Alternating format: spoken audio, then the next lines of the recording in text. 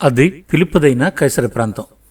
యేసుక్రీస్తు జెరూసలేములోను ఇతర ప్రాంతాల్లోనూ సువార్త ప్రకటిస్తూ అనేక మందిని స్వస్థపరుస్తూ తాను ఎక్కడి నుంచి వచ్చాడో, ఎవరి కొరకు వచ్చాడో, ఎందుకు వచ్చాడో ఆ పనిని ప్రజలందరికీ వివరిస్తూ ఉన్న సమయంలో అనేక ప్రాంతాలను దర్శిస్తూ ఉన్నాడు. తన శిష్యులతో కూడా ప్రయాణిస్తూ ఉన్నాడు. దానిలో భాగంగానే యేసు ఫిలిప్పుదైన కైసర ప్రాంతానికి వచ్చినప్పుడు శిష్యులందరూ ఒక చోట ఉండగా అక్కడున్న తన శిష్యులను అడుగుతున్నాడు యేసు, శిష్యులారా, మనుష్య కుమారుడు ఎవడని జనులు చెప్పుకొనుచున్నారు అని అడిగాడు. అంటే యేసుక్రీస్తు యొక్క ముఖ్య ఉద్దేశం ఏమిటంటే ప్రజలకు తానెవరో, ఎందుకు ఈ భూమి మీదకి వచ్చాడో తెలియాలి అని. తన గురించి వారు ఏం తెలుసుకున్నారు, వారికి ఏమర్థమైంది అనే ఉద్దేశంతోనే, అలాగే తనను వెంబడిస్తూ ఉన్న తన శిష్యులకు కూడా తానెవరో మరొకసారి వారికి కూడా ఈ సందర్భంగా తెలియచేయాలి అన్నట్లుగా ఈ ప్రశ్న అడిగినట్లు మనకు అర్థమవుతుంది. ఎందుకంటే ఆ కాలంలో ఇశ్రాయేలీలు మెస్సయ్య కొరకు అనగా క్రీస్తు కొరకు ఎదురు చూస్తున్నారు. అందువల్లనే యేసు తాను వారికి అర్థమయ్యాడా లేదా అని అడుగుతున్నాడు.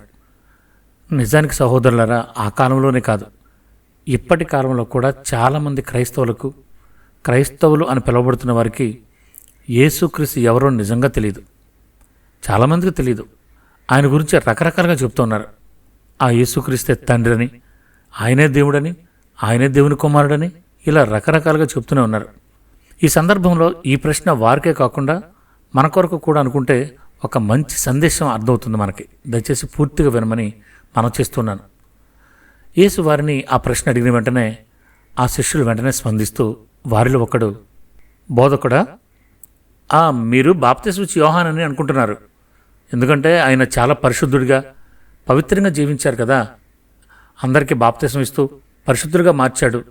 అందువల్లనే అందరూ మిమ్మల్ని బాప్తిస్మిచ్చి యోహాన్ అనుకుంటూ ఉన్నారు అన్నాడు ఒక శిష్యుడు. మరొక శిష్యుడు, ప్రభువా, కొందరు మిమ్మల్ని ఏలి అంటున్నారు ప్రభువా. మీ మాటకు సముద్రము, తుఫాను అన్నీ లోబడుతున్నాయి కదా, అందువల్లనే ఏలి అంటున్నారు అన్నాడు ఆ శిష్యుడు. మరొక శిష్యుడు లేచి, ప్రభువా, కొందరు నిన్ను ఇర్మియానియు లేక ప్రవక్తలు ఒకడని చెప్పుకొనిచున్నారు ప్రభువా. నేను విన్నాను, రకరకాలుగా అనుకుంటూ ఉన్నారు అని చెప్పాడు. యేసు వీరిచ్చిన సమాధానాలకు మౌనంగా ఉండి, శిష్యులారా, మరి మీరైతే నేను ఎవరినని అనుకుంటున్నారు అని అడిగాడు. ఎందుకంటే యేసుతో కూడా తిరుగుతూ ఆయన బోధలు వింటూ తండ్రి ఇచ్చిన అధికారం ద్వారా యేసుక్రీస్తు చేసిన అనేక సూచక్రియలు దగ్గర ఉండి చూస్తూ ఉన్నారు. మరి వీరికైనా అర్థమైందా లేదా అని యేసుక్రీస్తు వారు అడుగుతూ ఉన్నారు. అందుకు సీమోను అనబడిన పేతురు వెంటనే సమాధానం చెప్తున్నాడు. బోధకుడా, నాకు తెలుసు, నీవు సజీవుడకు దేవుని కుమారుడైన క్రీస్తువు అని చెప్పాడు. పేతురు యేసుక్రీస్తు చెప్పిన బోధలన్నీ జాగ్రత్తగా విన్నాడు. ఆయనను దేవుడే మానవుల రక్షణ కొరకు పంపి ఉన్నాడని అర్థం చేసుకున్నాడు. అందుకే ఈ సమాధానం చెప్పాడు. ఈ సమాధానానికి యేసు ఎంతగానో సంతోషించాడు. పేతురు తనను అర్థం చేసుకున్నందుకు ఆనందించాడు. తనతో పాటు తండ్రి గురించి కూడా అర్థం చేసుకున్నాడు అని ఆనందిస్తూ యేసు, సీమోను బర్యోనా, నీవు ధన్యుడవు. పరలోకమందున నా తండ్రి ఈ సంగతి నీకు బయలుపరచనే కాని నరులు నీకు బయలుపరచలేదు. నరులకు ఈ విషయాలు అర్థం కావు. తండ్రి ఆకర్షించితేనే కాని ఎవడనూ నా యొద్దకు రాడు. నీవు పేతురువు, అనగా దేవుని వాక్యము ఎడల దృఢమైన స్థిరమైన నమ్మకము కలిగిన వాడివి. ఈ బండ మీదే నా సంగమును కట్టుదును. పాతాళలోక ద్వారములు దాని ఎదుట నిలువనేరవని నేను నీతో నిశ్చయముగా చెప్పుచున్నాను. పేతురు, పరలోక రాజ్యం యొక్క తాళపు చెవులు నీకు ఇచ్చేదను. పేతురు, నీవు భూలోకమందు దేనిని బంధించుదువో అది పరలోకమందును బంధింపబడును. భూలోకమందు దేని విప్పుదువో అది పరలోకమందును విప్పబడును అని యేసు పేతురుతో చెప్పాడు. పేతురు, అతనితో ఉన్న శిష్యులు ఆ మాటలు విని ఎంతో సంతోషించి యేసు దేవుని కుమారుడని విశ్వసించారు. తండ్రి అయిన దేవుడే తన కుమారుని ద్వారా మనలను దేవుని కొరకు ఒక రాజ్యంగా ఏర్పాటు చేయడానికే ఈ లోకానికి పంపాడని అర్థం చేసుకున్నారు. అందువలన ఎవరు బాప్తిస్మం పొంది రక్షించబడాలన్నా యేసుక్రీస్తు నా ప్రభువు అనగా నా రాజని, ఆయన దేవుని కుమారుడని ఒప్పుకొని బాప్తిస్మం తీసుకోవాలని లోకానికి ప్రకటించారు.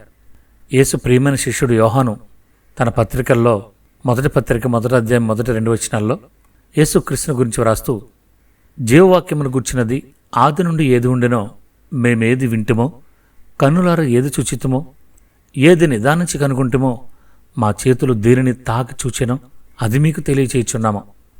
ఆ జీవము ప్రత్యక్షమాయెను.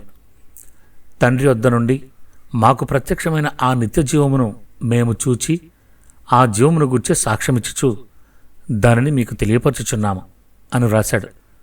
ఇంకా 4వ అధ్యాయం 14వ వచనంలో, మరియు తండ్రి తన కుమారుణ్ణి లోకరక్షకుడుగా ఉండుటకు పంపియునుట మేము చూచి సాక్ష్యమిచ్చుచున్నాము.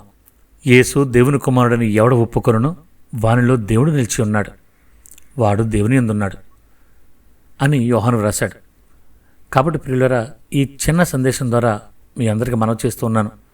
యేసుక్రీస్తు దేవుని కుమారుడుగా ఈ లోకానికి వచ్చాడు. తండ్రి అయిన దేవుడు యేసుక్రీస్తు వారు బాప్తీసం తీసుకుంటున్న సమయంలో కూడా ఆయన గురించి సాక్ష్యం ఇచ్చారు. అలాగుననే బాప్తీసం ఇచ్చి యోహాను కూడా ఆయన దేవుని కుమారుడని సాక్ష్యం ఇచ్చారు. అలాగుననే యోహాను సువార్త మొత్తం రాస్తూ ప్రారంభంలో ఆయన ఈ లోకానికి రాకముందు దేవుని వాక్యముగా, దేవుని మాటగా, దేవుని జ్ఞానముగా, దేవుని శక్తిగా ఉన్నాడని, ఆ తదుపరి దేవుని కుమారుడుగా వచ్చి అనేక సూచక్రియలు చేస్తూ తండ్రి అయిన దేవుని బయలుపరిచి మనందరము తండ్రి అయిన దేవుని దగ్గరికి వెళ్ళాలని, దేవుని రాజ్య సభ్యులు కావాలని ప్రకటించి అనేక మందికి ఆ మార్గాన్ని సరళం చేసి ఆ మార్గాన్ని ఏర్పాటు చేశారు. ఇవన్నీ తన స్వార్థలో రాస్తూ చివరి భాగంలో కూడా యేసుక్రీస్తు దేవుని కుమారుడని విశ్వసించి నిత్యజీవం పొందాలని ఆయన వివరంగా రాశాడు. కాబట్టి సహోదరులరా, యేసుక్రీస్తు భూమి మీద జీవించిన క్యారెక్టర్ దేవుని కుమారుడు అని స్పష్టంగా ప్రకటించబడుతుంది. కాబట్టి మనందరం కూడా ఆయన్ని దేవుని కుమారుడని, ఆయన మన ప్రభువని, మన రాజు అని, ఇప్పుడు ఆయన మన కొరకు తండ్రి సన్నిధిలో ఉండి మన కొరకు విజ్ఞాపన చేస్తూ ఉన్నారని గమనిద్దాం. ఆయనను దేవుని కుమారుడిగా, మన రక్షకుడిగా, మన శిరస్సుగా, మన ప్రభువుగా స్వీకరిద్దాం. ఈ లోకమునకు ఆయన మాత్రమే రక్షకుడు. ఈ లోకమునకు ఆయన మాత్రమే రక్షకుడు. యేసుక్రీస్తు మాత్రమే రక్షకుడు. ఆయనే ప్రభువు. ఆయన అందరికీ ప్రభువు. ఆమెన్.